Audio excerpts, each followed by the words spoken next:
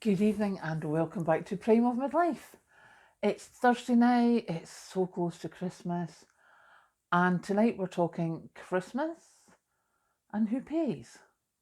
Um, you probably have seen something similar to this question over the last few days because it seems to be quite a hot topic. Mandy picked it up today at work, she saw on the websites, and it's someone saying they're having their family around for Christmas and they have asked for payment. And some people are saying, "Oh my goodness," and some people are saying, "Oh my goodness." And I can see it, especially at this time. For 20 odd years, we went to my mother's for Christmas, and we never really, we didn't even take anything food wise because there was only mum and dad and Kathleen and I. So that was never a big deal. However, if you're having a large family gathering, then and having a lot of people in, especially now, especially this year of any year, it is going to cost a whole lot more than it did last year. And I think if you're a guest for one of these events, cash, take cash. Now, some people might say, "Oh no, I can't take that, I can't take that." If you are hosting the event, please take it. How many of, I think it was, what did Mandy say? There's only 20% of the prepayment vouchers for energy being redeemed at this time. Now, I know for a fact that there's a few people I know round about here who are waiting on their energy prepayment voucher thing. It was due on the 11th and it's not come through yet. This is now the 22nd. A couple of letters from the energy provider saying, "Oh, your voucher may be late," seem to have managed to make it through the post, but the actual voucher has not. So imagine if your family, is if the host of Christmas is in a prepayment meter house, which for many in rented accommodation, that's what it is. And you were expecting to get your 60 odd pound on the 11th and it hasn't come. You're going to be lucky if you've still got power. And certainly for cooking a large Christmas dinner, that's a lot. So if you're a guest in somebody's house this Christmas, personally, I think it would be a nice thing to give them some cash. Don't offer because they'll refuse, but give them some cash. Stash some cash in their jacket pocket if you have to, or nip out to the shops and take the key with you and top it up a bit. Because so many of us this year, and Mandy and I again, we were talking about it today, it's quite noticeable the lack of Christmas spirit in a lot of places and with a lot of people.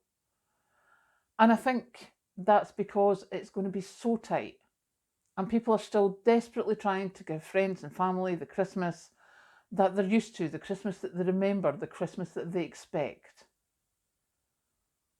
So, knowing, and certainly in this prepper community and frugal community, we know what's happened with the cost of living in the last year. So let's be the first. Let's be the community that starts that conversation of, yep, you invited me for dinner. I said I'd bring the potatoes, but there's a tenner as well, if you can. Some of us can't do that. I can, I'm lucky. Some people can't. If you can't, then take something or offer to wash the dishes.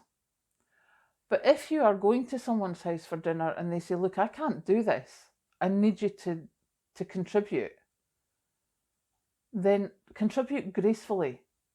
Because yes, there are the stories of, "Oh, they did it to make money, they made a fortune out of us." Yes, there will always be that, but they are in the minority.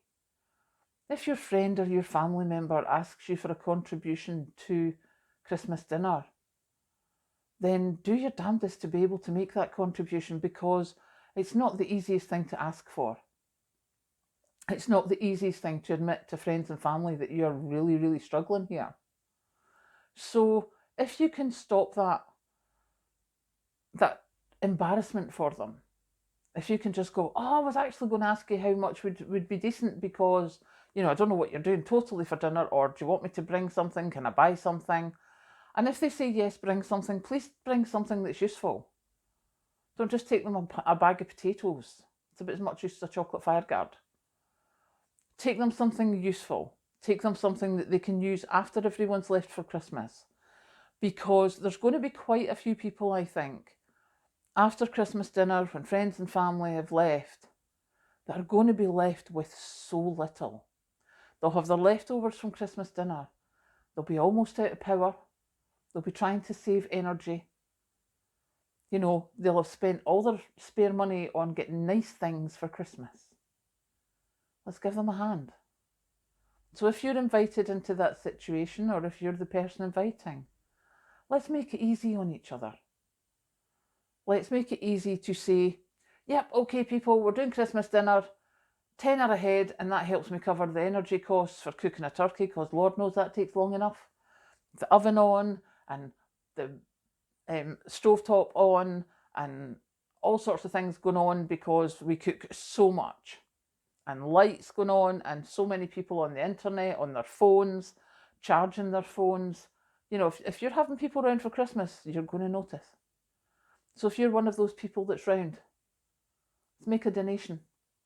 And if there's quite a few of you, start a whip round. Just show how absolutely normal that is to expect to contribute this year, because geez, we all know with this cost of living crisis.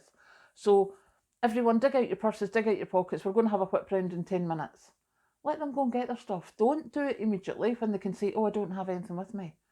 Tell them they've got half an hour to go and find something. Make it an expectation to help the person who's opening their home to you. So there you go. That's my thought for today. I may look a bit tired this evening. I was up at 4 o'clock this morning, bright-eyed and bushy-tailed. I was in Tesco's at 5 o'clock this morning. So now I'm winding down and I'm going to go and relax. So I hope you have a good evening, and I will catch you later.